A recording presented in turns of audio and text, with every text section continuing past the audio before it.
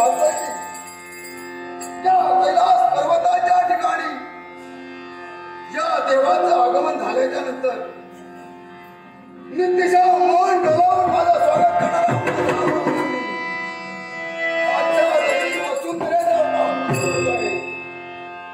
पण लबडा तुला काय वाटतं या देवानं तुला पाहिलं नाही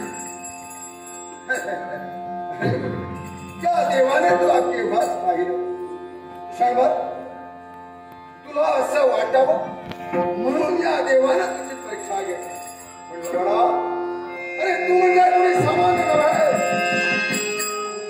त्या पित्याचा अपमान झाला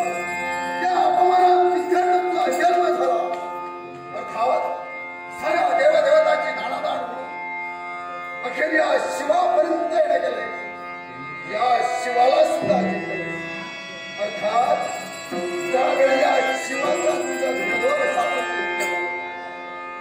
त्याच वेळी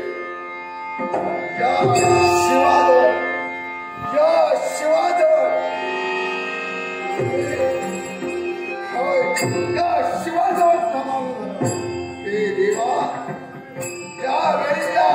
युद्धाच्या माझ्या नेतृत्वाला जिंकलं अर्थात ते तुला हवाच आहे देवा त्याच वेळी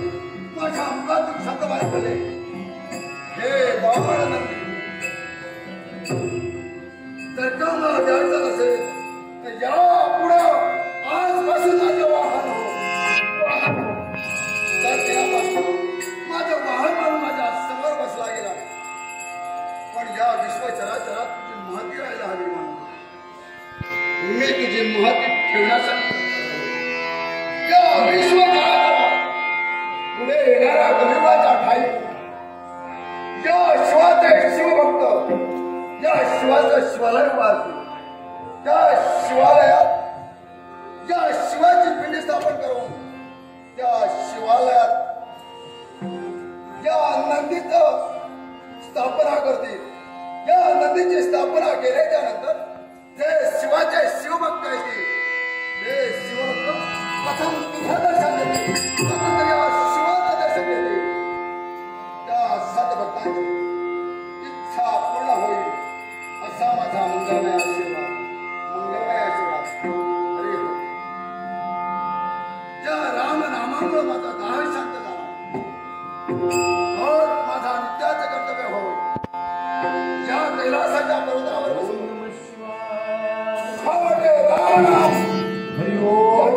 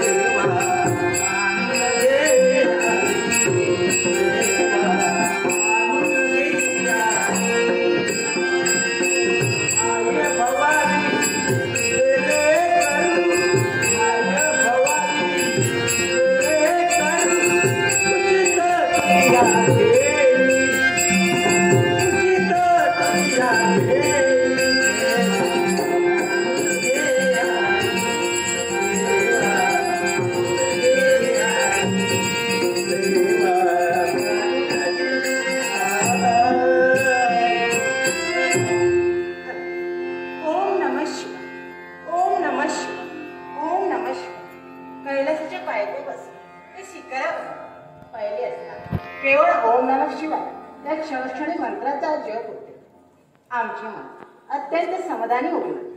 परंतु माझा नित्याचा कर्तव्य आणि हे कर्तव्य दास तर स्वामींचा आशीर्वाद म्हणून विलंब स्वामी ध्यानात चेहऱ्यावर